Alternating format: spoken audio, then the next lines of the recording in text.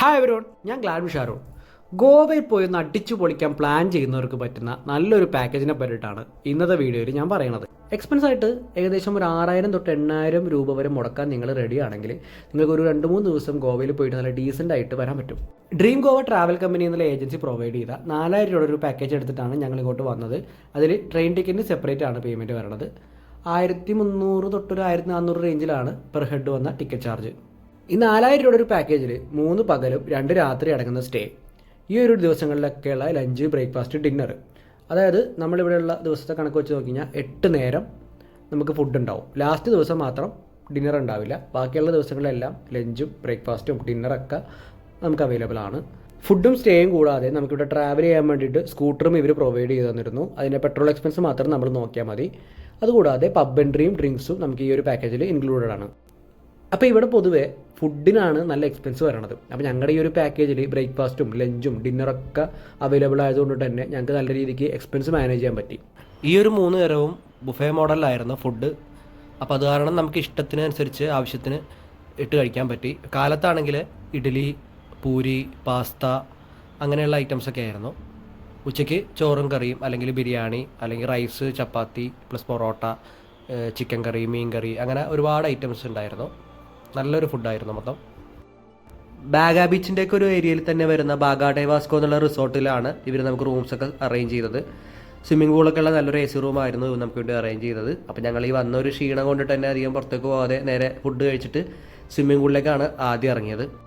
പിന്നെ ഒരു water activities എന്തെങ്കിലുമൊക്കെ ചെയ്താലോ എന്ന് എല്ലാവർക്കും ഒരു ആഗ്രഹം ഉണ്ടായിരുന്നു. അപ്പോൾ അങ്ങനെ ഞങ്ങൾ അവിടെ തന്നെ അന്വേഷിച്ച് കഴിഞ്ഞപ്പോൾ 1500 രൂപയുടെ ഒരു പാക്കേജിനെ പറ്റിയിട്ട് അറിഞ്ഞു. മഹാരാഷ്ട്രയിലുള്ളൊരു മാൽവിയൻ ബീച്ച് ആൻഡ് ഐലൻഡ് എന്നുള്ളൊരു സ്പോട്ടിലാണ് ഈ ഒരു ആക്ടിവിറ്റീസൊക്കെ നമുക്ക് വേണ്ടി അറേഞ്ച് ചെയ്തത്. അപ്പോൾ ഇവിടെ നിന്നൊരു 90 കിലോമീറ്ററാണ് അങ്ങോട്ടേക്കുള്ള ഡിസ്റ്റൻസ്. അപ്പോൾ നമുക്ക് അങ്ങോട്ടേക്കുള്ള പിക്കപ്പ് ആൻഡ് ഡ്രോപ്പ്, അതുകൂടാണ്ട് നമുക്ക് ലഞ്ചും ബ്രേക്ക്ഫാസ്റ്റും പിന്നെ ഒരു 5 വാട്ടർ ആക്ടിവിറ്റീസാണ് ഒരു 1500 രൂപ പാക്കേജിൽ വന്നത്.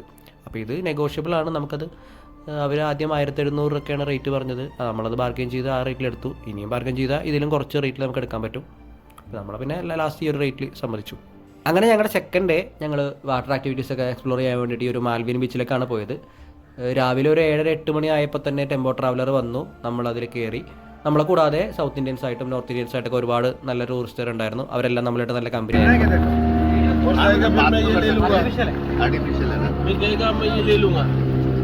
പോണ വഴി തന്നെ നമ്മൾ ബ്രേക്ക്ഫാസ്റ്റ് കഴിച്ചു.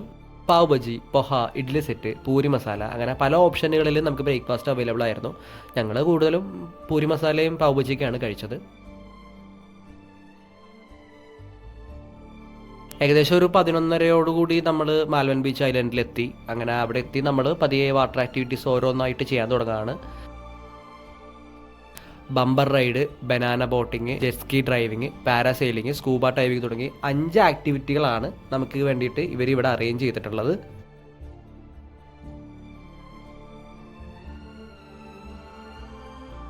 അങ്ങനെ പതിയെ നമ്മൾ ഈ ഒരു 5 ആക്ടിവിറ്റിയിൽ ഓരോ സെക്ഷനായിട്ട് ഇങ്ങനെ ചെയ്ത് കംപ്ലീറ്റ് ചെയ്താണ് വന്നത്.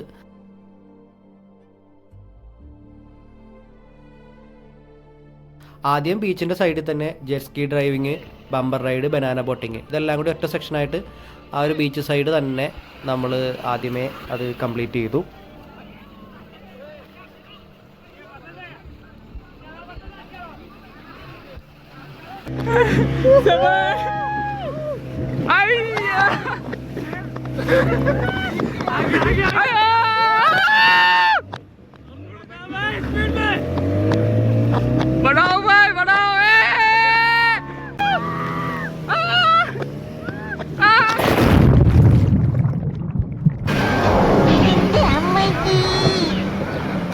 വീണതല്ല, സാഷ്ടാംഗം പ്രണമിച്ചതാ.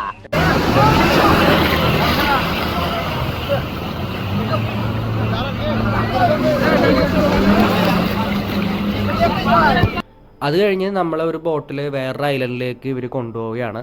ഈ ഒരു ബോട്ടിലിട്ട് നമ്മളവിടെ കൊണ്ടുപോയിട്ട് വേറൊരു ബോട്ടുണ്ട്. ആ ബോട്ടിലാണ് പാരാസെയിലിംഗ് ഒക്കെ നടക്കുന്നത്. അങ്ങനെ നമ്മൾ ഏകദേശം ഇവിടെ നിന്ന് കുറച്ച് കടലിലെ നടുക്കോട്ട് ചെന്നിട്ട് ഈ ഒരു ബോട്ടിലേക്ക് എല്ലാവരും നമ്മൾ മാറിയതിന് ശേഷം നമ്മൾ പതിയെ ഓരോരുത്തരായിട്ട് പാരാസെയിലിംഗ് ചെയ്യാൻ തുടങ്ങി.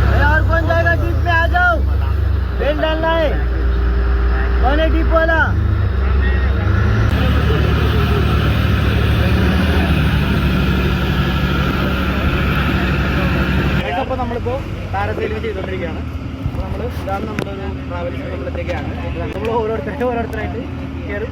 അങ്ങനെ നമ്മൾ ചെയ്യുകയാണ്. അപ്പോൾ ഈ ഒരു ആക്ടിവിറ്റി എല്ലാം കൂടി നമുക്ക് 1500 അവർ സെറ്റ് ചെയ്ത് തന്നേക്കുന്നത്. ആയിരിക്കും ആദ്യം.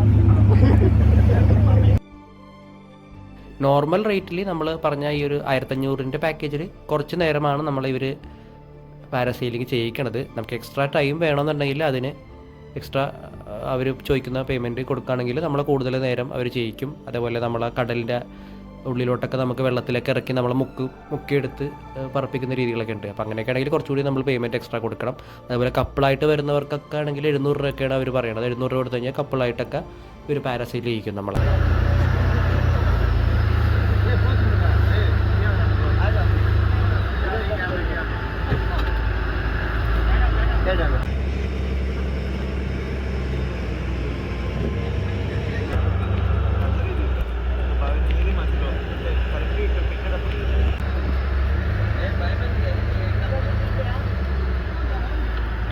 പാരാസൈലിംഗ് എല്ലാം അങ്ങനെ കംപ്ലീറ്റ് ചെയ്തു. ഞങ്ങൾ ഈ ഒരു പാക്കേജിലെ ലാസ്റ്റ് പരിപാടിയായിട്ടുള്ള സ്കൂബ ഡൈവിങ് ചെയ്യാൻ വേണ്ടിയിട്ട് അടുത്ത ഐലൻഡിലേക്ക് പോവാണ്.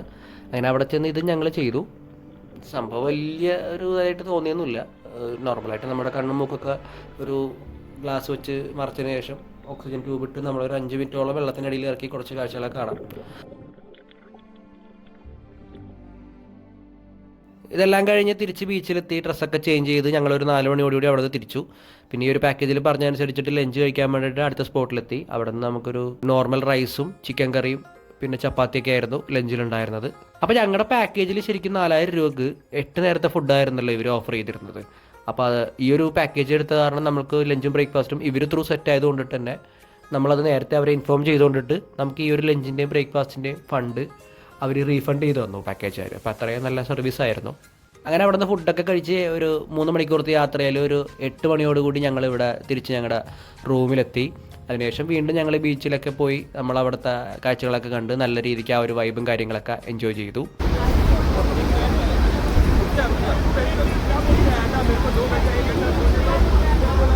അങ്ങനെ ഞങ്ങളുടെ ഗോവയിലെ 3ാമത്തെ ദിവസം എത്തി. സത്യം പറഞ്ഞാൽ ഗോവയിലെ ഞങ്ങളുടെ ലാസ്റ്റ് ഡേ ആണ്. അപ്പോൾ ഇന്ന് ഞങ്ങൾ സ്കൂട്ടറൊക്കെ എടുത്തൊന്ന് പുറത്തു പോയി കറങ്ങി ഗോവ ഒന്ന് ചുറ്റിക്കാണാൻ വേണ്ടി പ്ലാൻ ചെയ്തു. അപ്പോൾ ഇവിടെ ഒരുപാട് നല്ല ഫോർട്ടുകളുണ്ട്. അഗോഡ ഫോർട്ട്, സ്വിങ്കേറിയം ഫോർട്ട്, ചാപ്പോറ ഫോർട്ട്. അപ്പോൾ ഇതിൽ തന്നെ ഗോവയിൽ വന്നവരെല്ലാം മിസ്സാക്കാതെ പോകുന്ന ഒരു സ്പോട്ടായിരുന്നു അഗോഡ ഫോർട്ട്. അങ്ങനെ ഞങ്ങൾ നേരെ ആ ഒരു ഫോർട്ട് വിസിറ്റ് ചെയ്യാൻ വേണ്ടിയിട്ടാണ് പോയത്. അഗോഡ ഫോർട്ട്, വിളക്കുമാടം, അഗോഡ സെൻട്രൽ ജയിൽ, പിന്നെ ഫോട്ടോ ഗാലറി, ഇതൊക്കെയാണ് ഇവിടുത്തെ മെയിൻ അട്രാക്ഷൻ. 17ാം നൂറ്റാണ്ടിൽ നിർമ്മിച്ച ഒരു പഴയ കോട്ടയാണ് ഈ ഒരു അഗോഡ ഫോർട്ട്. തുറമുഖത്ത് നിന്നുള്ള കപ്പലുകളെ നിയന്ത്രിക്കാനും ഡച്ചുകാരുടെ ആക്രമണങ്ങളൊക്കെ പ്രതിരോധിക്കാനും വേണ്ടിയിട്ട് പോർച്ചുഗീസുകാർ 1612 ഈ ഒരു കോട്ട നിർമ്മിക്കുന്നത്. ഈ ഒരു ലൈറ്റ് ഹൗസും അഗോഡ സെൻട്രൽ ജയിലൊക്കെ അഗോഡ ഫോർട്ടിൻ്റെ ഭാഗമാണ്.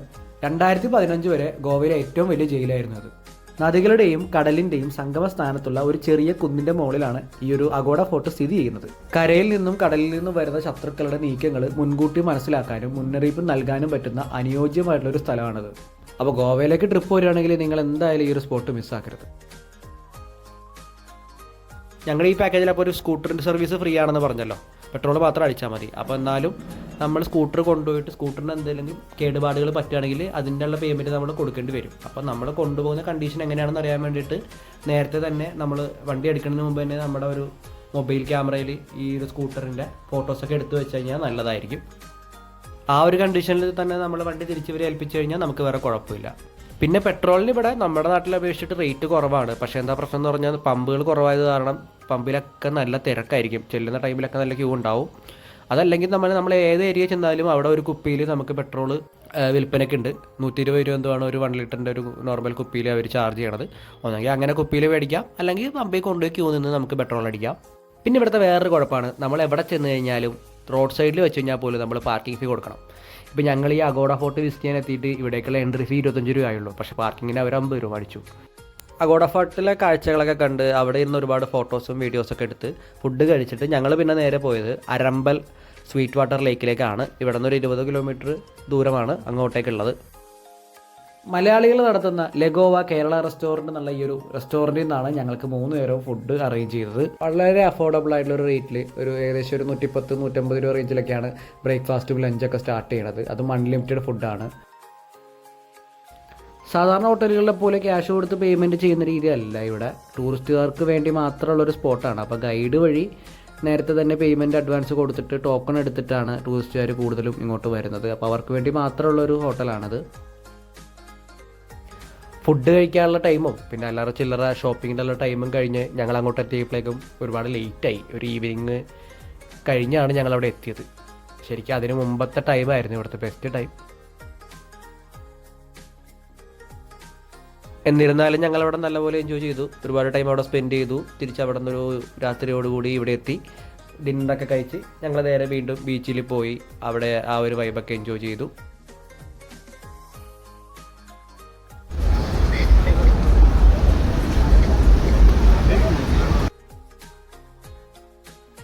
അപ്പോൾ ഇതൊരു വീക്കെൻഡ് ടൈമായിരുന്നു. അപ്പോൾ ശനിയാഴ്ച രാത്രി ഒരു 12 മണി 1 മണി ടൈം വരെ ഞങ്ങൾ ഈ ഒരു ബീച്ചിൽ ഈ ഒരു ഗോവയിലെ നൈറ്റ് ലൈഫൊക്കെ ആ ഒരു വൈബൊക്കെ നല്ലോണം ആസ്വദിച്ച് നമ്മുടെ ലാസ്റ്റ് ഡേ ഇവിടെ തീർത്ത് നേരെ തിരിച്ച് നാട്ടിലേക്ക് പോന്നു.